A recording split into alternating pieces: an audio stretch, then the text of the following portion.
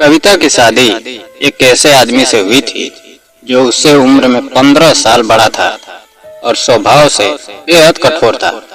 शादी के शुरुआती दिनों में ही कविता को एहसास हो गया था कि उसका जीवन आसान नहीं रहने वाला है, क्योंकि उसका पति छोटी छोटी बातों पर गुस्सा करता, उसे ताने देता और हर समय उसे नीचा दिखाने की कोशिश करता था। कविता ने सोचा था कि समय के साथ सब ठीक हो जाएगा, लेकिन हर गुजरते दिन के साथ उसकी तकलीफ और बढ़ती चली गई। उसका पति चाहता था कि कविता उसकी हर बात बिना सवाल किए माने। वह उसे जबरदस्ती ऐसे चीजें खिलाता था जिससे उसका वजन बढ़ जाए और धीरे धीरे कविता अपनी पहचान खोती चली गई। मोहल्ले वाले उसे देखकर बातें बनाते और कहते कि शादी के बाद उसका रूप बदल गया है, लेकिन किसी को यह नहीं पता था कि उसके पीछे कितना दर्द छिपा हुआ है। कविता हर दिन अपने रिश्ते को बचाने की कोशिश करती रही। वह अपने पति की हर पसंद का ध्यान रखती, उसके दोस्तों की खातिरदारी करती, घर संभालती, नौकरी करती, लेकिन उसके पति का व्यवहार कभी नहीं बदला। वह रिश्वत लेकर ऐशो आराम की जिंदगी जीता था, महंगी गाड़ियां, मोबाइल और कपड़ों पर पैसे उड़ाता, लेकिन कविता को खर्च तक नहीं देता था। कविता स्कूल में नौकरी करती और उसी कमाई से अपना खर्च चलाती थी। कई बार वह बच्चों को पढ़ाते पढ़ाते रो पड़ती, लेकिन किसी से अपने दिल का दर्द नहीं कह पाती थी।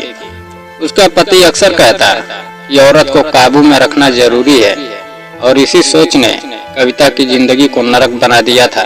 दोनों के बीच रोज झगड़े होते थे, लेकिन एक रात बात इतनी बढ़ गई कि उसके पति को गुस्से में दौरा पड़ गया।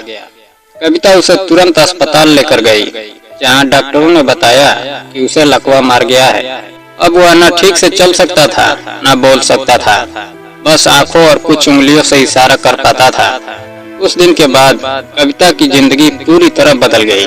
उसने अपने पति को अकेला नहीं छोड़ा, जबकि उसने हमेशा उसे दर्द ही दिया था। कविता दिन रात उसकी सेवा करती, नौकरी भी करती, घर भी संभालती और हर जरूरत का ख्याल रखती, लेकिन उसका पति अब हर रात स्टोर रूम की तरफ इशारा करता और रोता रहता। कविता समझ नहीं पाती कि वह आखिर कहना क्या चाहता है।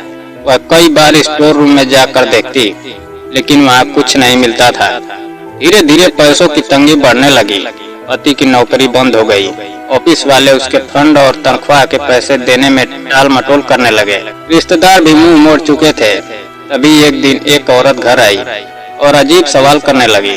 वह पति के पैसों के बारे में पूछ रही थी और इशारों में कह रही थी कि शायद उसके पति की दूसरी शादी भी की थी। कविता यह सुनकर हैरान रह गई, लेकिन उसने उस बात को ज्यादा महत्व नहीं दिया। कुछ ही दिनों बाद डॉक्टरों ने जवाब दे दिया और एक सुबह कविता ने देखा कि उसका पति हमेशा के लिए इस दुनिया से जा चुका है। कविता टूट गई थी, क्योंकि चाहे उसके पति ने उसे कितना भी दुख दिया हो, वह फिर भी उसके साथ जुड़ी हुई थी। उसने पूरे सम्मान के साथ उसका अंतिम संस्कार किया, लेकिन उसकी जिंदगी की मुश्किलें खत्म नहीं हुई थी। पति की मौत के कुछ दिन बाद एक औरत 2 बच्चों के साथ उसके घर आई और खुद को उसके पति की दूसरी पत्नी बताने लगी। वह अपने हिस्से की मांग कर रही थी। कविता के पैरों तले जमीन खिसक गई, लेकिन उसके पास देने के लिए कुछ भी नहीं था, क्योंकि उसे खुद नहीं पता था कि उसके पति की कमाई कहाँ गई। उसी औरत ने घर की तलाशी ली, लेकिन कुछ नहीं मिला और वह धमकी देकर चली गई। कविता अकेली पड़ चुकी थी। उसके पास पैसे खत्म हो रहे थे, नौकरी पर जाना बंद था और घर की हालात खराब होती जा रही थी। उसने नौकरानी को भी काम से हटा दिया, लेकिन नौकरानी फिर भी उसके लिए अपने घर से खाना बनाकर लाती थी, क्योंकि उसने कविता की अच्छाई देखी थी। एक दिन कविता ने सोचा कि वह खुद स्टोर रूम की सफाई कर ले। तभी सफाई करते हुए उसका पैर फिसला और दीवार की एक टाइल टूट गई। कविता ने जब अंदर देखा तो उसकी सांसें थम गई। दीवार के पीछे एक गुप्त तिजोरी बनी हुई थी, जिसमें सोना, चांदी, नकदी और कीमती सामान भरा हुआ था। उसी पल कविता को समझ आया कि उसका पति आखिरी दिनों में बार बार स्टोर रूम की तरफ क्यों इशारा करता था। वह बोल नहीं सकता था, लेकिन शायद अपने किए पर पछता रहा था और चाहता था कि यह सब कविता को मिल जाए। कविता लंबे समय तक वहीं बैठी रोती रही, क्योंकि उसे एहसास हुआ कि जिंदगी कितनी अजीब होती है। जिस आदमी ने उसे कभी सुख नहीं दिया, उसी ने अनजाने में उसके भविष्य को सुरक्षित कर दिया। कविता ने किसी को इस तिजोरी के बारे में नहीं बताया। उसने चुपचाप सारा सामान संभाला और घर छोड़ने का फैसला कर लिया। नौकरानी ने उसे बताया कि जो औरत खुद को दूसरी पत्नी बता रही थी वह झूठी थी और लोगों से पैसे ऐंठने के लिए ऐसे नाटक करती थी। कविता ने राहत की सांस ली। उसने नौकरानी की मदद की, उसे पैसे दिए और फिर दूसरे शहर चली गई। वहाँ उसने नई जिंदगी शुरू की, नौकरी की, आगे पढ़ाई की और अपने पति के नाम पर एक अनाथ आश्रम बनवाने का फैसला किया, क्योंकि वह जानती थी कि गलत तरीके से कमाया गया पैसा अगर किसी अच्छे काम में लग जाए तो शायद किसी की जिंदगी बदल सकती है। कविता आज भी अपने पति को याद करती है, लेकिन नफरत से नहीं बल्कि एक सीख की तरह। उसे समझ आ गया था कि जिंदगी में इंसान को कभी घमंड नहीं करना चाहिए, क्योंकि वक्त बदलते देर नहीं लगती।